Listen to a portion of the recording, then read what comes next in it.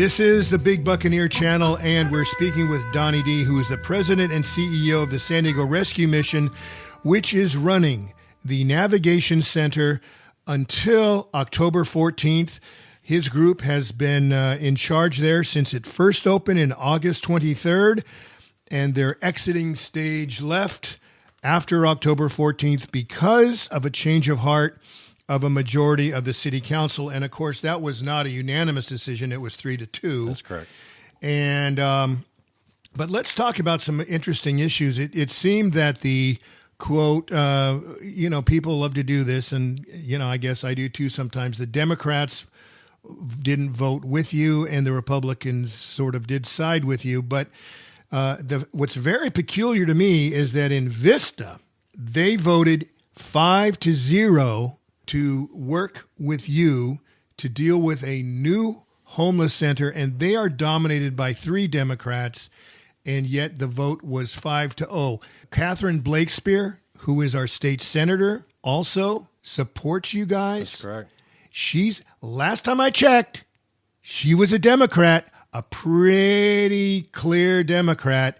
She supports you. But what we have is our Democrats who want to, instead of having the San Diego Rescue Mission run the Navigation Center and you pay your own way, they would instead rather pay, how much of it? It's a $2 million a year contract that they awarded to Interfaith to operate that facility after we're gone. Okay.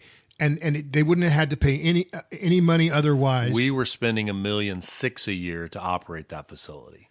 And we raised that money privately, and we raised that money throughout the region. Only $100,000 came from donors in Oceanside. Unbelievable. So tell me what your next step is in Vista.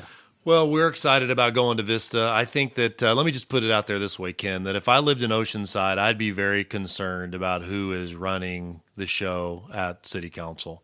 I don't think that they're concerned about its residents. I think that they have their own political agenda that they're trying to drive, and it doesn't really matter to Eric Joyce and to Esther Sanchez and even to Jimmy Figueroa.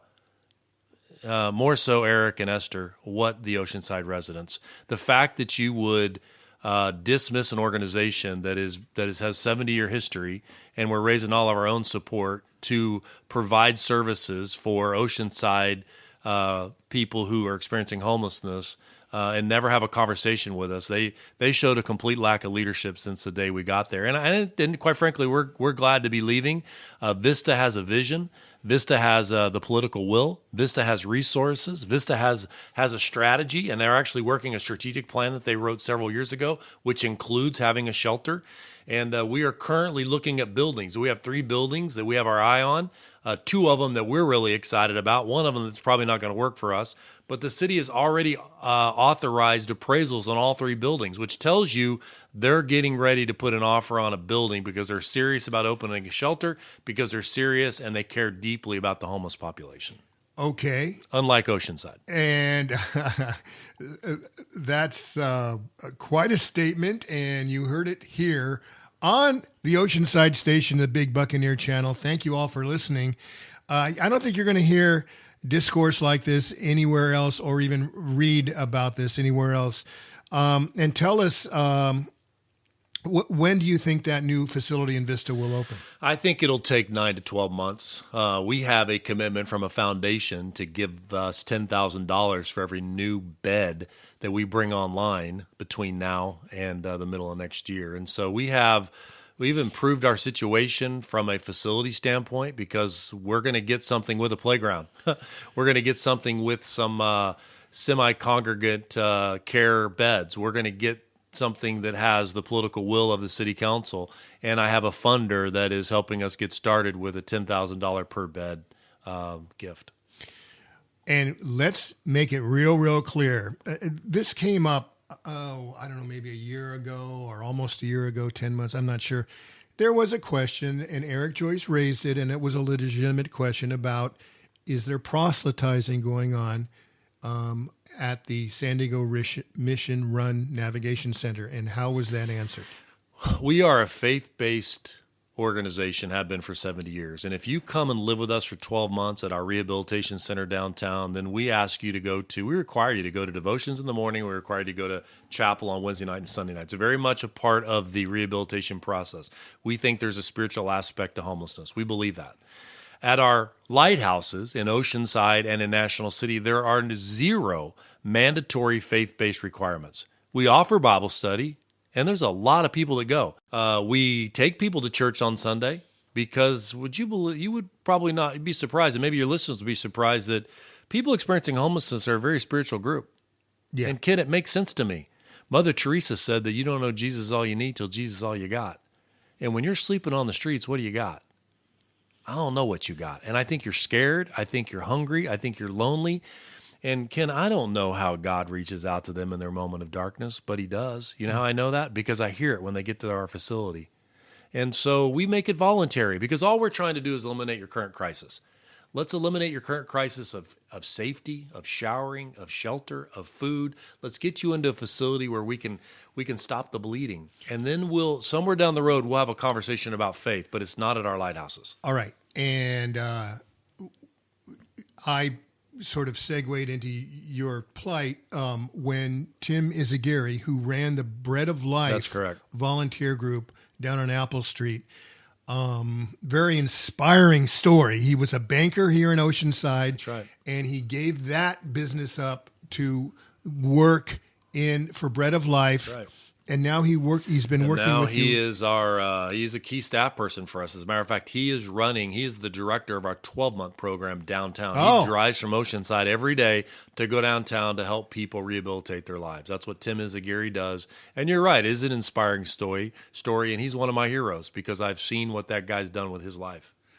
That's amazing. And now this is interesting. So you were there for all these months since August of 2023, and you did it. You came up with the money. You paid for 22 to somewhere between 20, 21, 23 staffers on your own. $3 million since we got there. That's the total. And of that group, you say that 19 of them you're able to rehire? Our biggest concern when we realized that we were going to be leaving was how do we keep our staff, which is tried and true, and they're veteran, and they're doing a great job for us. That's why we've gotten the results that we've gotten, is because we have this quality staff. And we asked the city to give us a little more time. The city manager denied that for whatever reason, never gave us an explanation, just denied it. Which I think just speaks to their lack of leadership. And so we decided, okay, then we're done, and we're giving you our 90-day notice. Well, it could be, though, let me say this on his behalf, he could be acting. He didn't have a choice. Yeah, right. That's probably true. Words, That's probably true. If he was given his own, choice, he may have acted differently. Well, and I would say to him, if he were here, you represent the whole city council. And so you probably need to grow a spine and figure out how to better manage your responsibilities and do what the city needs you to do, because you actually represent the whole city and all 5 council members, not just one. So if that is true, if it's not true, then I spoke out of turn. If it is true, then that's what I would say all right. about that. So the reality is, from what I'm gathering, is that you showed up to operate this facility out of the chute when it first opened up, and you've been there ever since August of 2023. But Interfaith would not be stepping in October 15th of this year unless they were getting paid for it. Look, I think the world of Interfaith, and this is not a competition. Okay. They got the contract, and so I'm going to do everything we can. Our organization is going to do everything we can to support them. But I would say this. If you're an Oceanside resident, there's a couple things you need to look at. One is, why is the city paying for this when you had a 70-year-old, year mission that was willing to pay for it itself? And then 2, you only have this other organization because you're paying them to do the job. So to me, there's something about the purity of an organization that's willing to do this because they care about the homeless versus an organization that's doing it because they get paid. Now, I'm not saying that Interfaith doesn't care about the homeless. I think they do. However, They do. I have a business guy that tells me all the time, show me the incentive and I'll show you the outcome. I'll show you the outcome. What's the incentive? Well, it's the government contract. Well, that is what's most important here is the government contract. And what we were trying to do is change the culture in our political landscape of San Diego, that it doesn't have to be about the government contract. Let's make it about the homeless. If we can make it about the homeless, then maybe we can change homelessness in San Diego County. All right, Donny D, you have something you got to go to real quick here, but real quickly, how can people, if they are motivated by your words today on the Big Buccaneer Channel, how can they reach out to you and to the San Diego Rescue Mission? Well, Ken, I just appreciate what you're doing in the Buccaneer Channel. I know you have listeners, and if you want to be involved in the San Diego Rescue Mission, go to our website. There's opportunities to volunteer. There's opportunities to give. I would say that we are encouraged as an organization.